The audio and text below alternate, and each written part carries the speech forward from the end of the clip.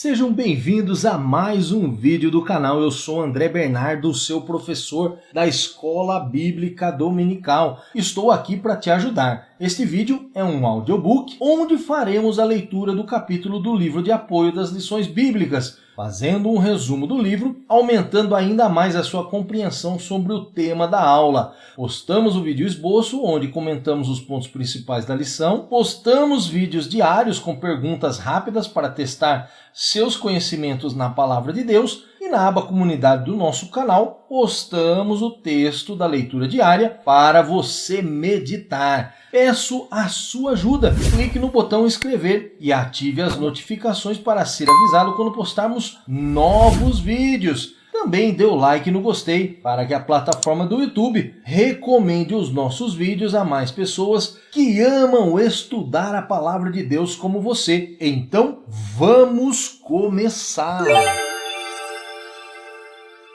Olá, como você está? Faremos mais uma leitura do livro de apoio das lições bíblicas. Lembrando que estamos caminhando já para as lições finais desse trimestre. E o capítulo de hoje é o capítulo de número 11, com o título O Culto da Igreja Cristã. Diz assim a palavra: pelo que não sejais insensatos, mas entendei qual seja a vontade do Senhor. E não vos embriagueis com vinho, em que há contenda, mas enchei-vos do Espírito, falando entre vós com salmos e hinos e cânticos espirituais, cantando e salmodiando ao Senhor no vosso coração, dando sempre graças por tudo no vosso Deus e Pai, e em nome de nosso Senhor Jesus Cristo, sujeitando-vos uns aos outros no temor de Deus. Encontra-se em Efésios capítulo 5, verso 17 a 21. O termo culto é definido pelos léxitos como adoração ou homenagem à divindade em qualquer de suas formas, ou figuradamente adoração, veneração e reverência. De uma forma simples, podemos dizer que o culto está relacionado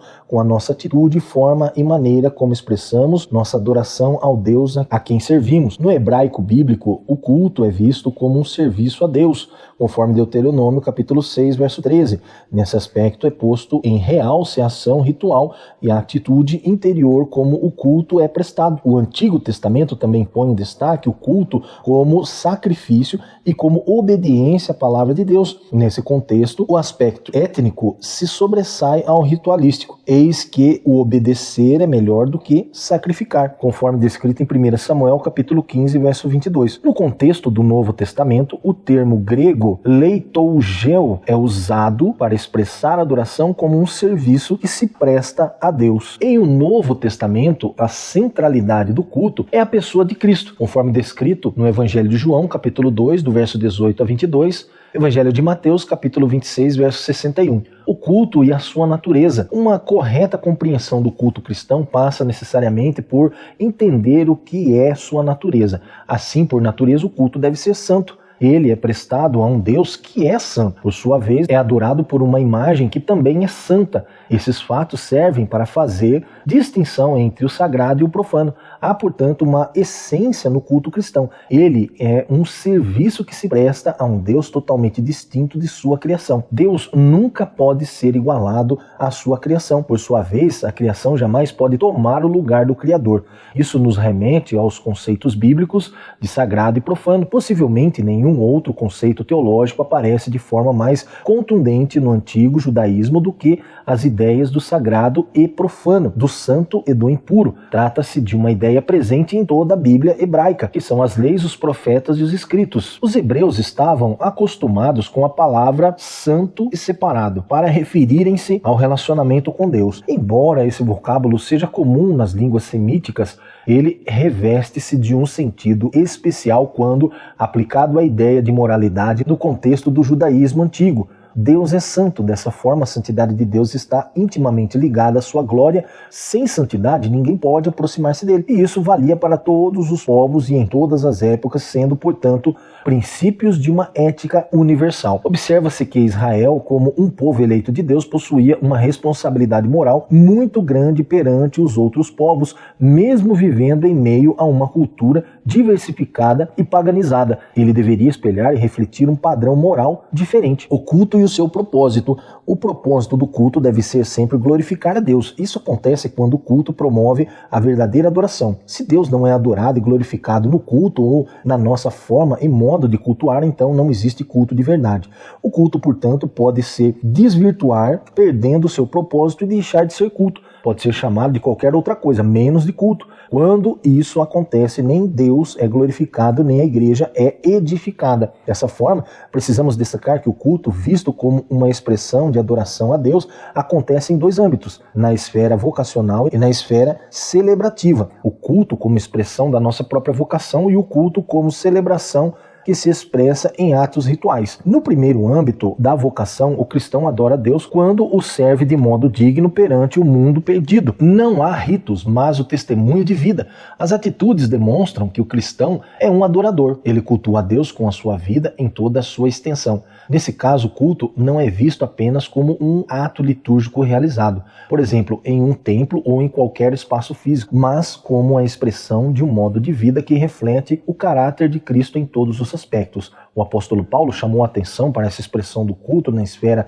vocacional na sua carta aos Romanos. Rogo-vos, pois, irmãos, pela compaixão de Deus, que apresenteis o vosso corpo em sacrifício vivo, santo e agradável a Deus, que é o vosso culto racional. E não vos conformeis com este mundo, mas transformai-vos pela renovação do vosso entendimento, para que experimenteis qual seja a boa, agradável e perfeita vontade de Deus, registrado na carta aos Romanos, capítulo 12, verso 1 e 2. O termo culto, usado aqui por Paulo, é a tradução do termo grego latreia. Não se refere, portanto, a um trabalho escravo, mas um trabalho voluntário. Tem o sentido de servir, mas sobretudo aquilo que uma pessoa dedica sua vida. O verdadeiro culto, portanto, é dedicar a vida a Deus diariamente. Não apenas na esfera de um templo, mas em todas as dimensões da vida, privada ou pública. Paulo lembra que tanto o corpo como a mente são expressões de uma autêntica adoração a Deus. Ele roga aos cristãos que se apresentem diante de Deus como sacrifícios. Não há dúvida de que Paulo tinha em mente o sistema de sacrifício quando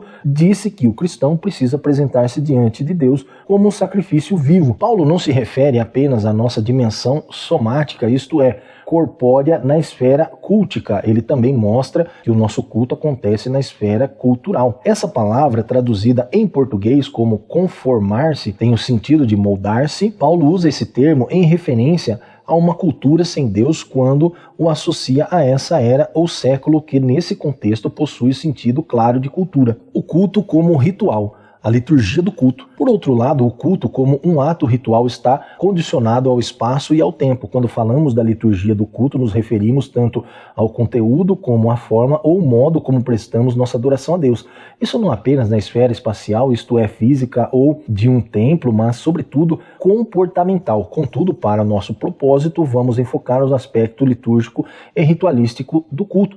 Infelizmente, muitas pessoas associaram a palavra liturgia a mornidão, frieza espiritual ou coisa do gênero. Para essas pessoas, o culto não deve ter liturgia nenhuma. Ele deve acontecer de forma livre e improvisada. O resultado disso é vermos cultos que não são cultos, mas um ajuntamento humano qualquer. Vamos falar de forma mais clara. Todo culto tem ou deveria ter uma liturgia.